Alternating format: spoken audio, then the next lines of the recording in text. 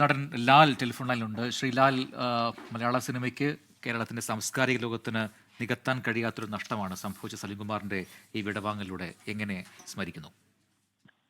എന്നെ സംബന്ധിച്ചിടത്തോളം എൻ്റെ ഒരു സ്വന്തം സഹോദരൻ, ഒരു അനുജൻ വിട്ടുപോയി എന്ന് പറയുന്ന ഒരു അവസ്ഥ. ഞാൻ ഹോസ്പിറ്റലിൽ ഉണ്ടായിരുന്നു. ഹോസ്പിറ്റലിൽ ഞാൻ മരണ സമയത്തൊക്കെ ഞാനവിടെ ഉണ്ടായിരുന്നു. അതെല്ലാം കഴിഞ്ഞിട്ടാണ് ഞങ്ങൾ പോകുന്നത്. എനിക്കവിടെ നിൽക്കാൻ, എനിക്ക് കരച്ചിലടക്കാൻ പറ്റാത്തൊരവസ്ഥയാണ്. അത് അത്രയ്ക്ക് എന്നോട് ചേർന്ന് നിൽക്കുന്ന ഒരു വ്യക്തിയായിരുന്നു. എൻ്റെ ഇടയ്ക്കിടയ്ക്ക് വീട്ടിൽ വരാറുണ്ട്. വന്നു കഴിഞ്ഞാൽ വീട്ടിൽ ഒരു ഗസ്റ്റ് വന്ന പോലെ ഒന്നും ഒരിക്കലും നമുക്ക് ഫീൽ ചെയ്തിട്ടില്ല. അത് തിരിച്ച് ഞാൻ സലീമിന്റെ വീട്ടിൽ ചെന്നാലും അങ്ങനെ തന്നെയാണ്.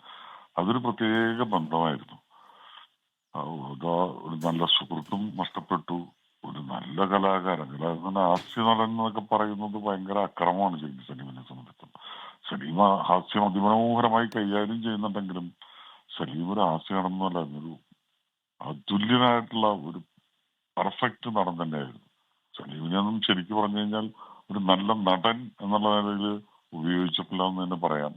അത് ശരിക്ക് നമ്മുടെയൊക്കെ നഷ്ടം തന്നെയാണ്. അതിനൊരു ചെറിയ കുറ്റബോധവുമുണ്ട്.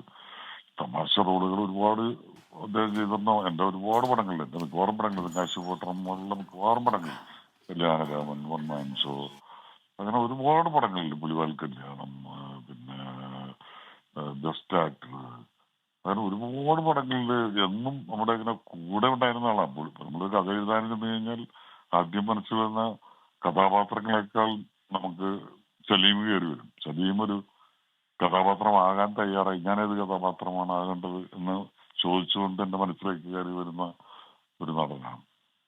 ശ്രീലാൽ, അത്രയും താങ്കൾ ഇപ്പോൾ പറഞ്ഞ പോലെ ഇപ്പോൾ ഈ തെങ്കാശിപ്പട്ടണം ഒക്കെ പറയുന്ന പടം ഒരുപക്ഷെ അതൊരു ബ്രേക്കാണ്, ഒരു ബ്രേക്ക് ത്രൂ ആയിട്ട് ഒരു പടമാണ് സലീംകുമാറിന്റെ അതെ ജീവിതത്തിൽ. അതെ പിന്നീട് അതെ ഇങ്ങോട്ട് അതെ അഭിനയിച്ച ഒരുപാട് സിനിമകൾ, അതിലെ കഥാപാത്രങ്ങളൊക്കെ നമ്മുടെ മനസ്സിൽ വന്നു പോകുന്നൊരു നേരം കൂടിയാണിത്. 56-ാം അതെ. വയസ്സിലെ ഈ ഒരു മടക്കം, അത് ഉം, ഉം. ഉൾക്കൊള്ളാൻ കഴിയുന്നുണ്ടോ?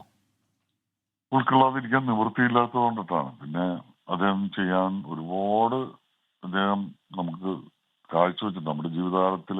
അല്ലെങ്കിൽ നമ്മുടെ കുട്ടികളുടെ കുട്ടികൾക്ക് അവരുടെയൊക്കെ കാലങ്ങളോളം സലീമിനെ കണ്ടാൽ ചിരിക്കും, സലീമിന്റെ പെർഫോമൻസ് കണ്ടാൽ ചിരിക്കും.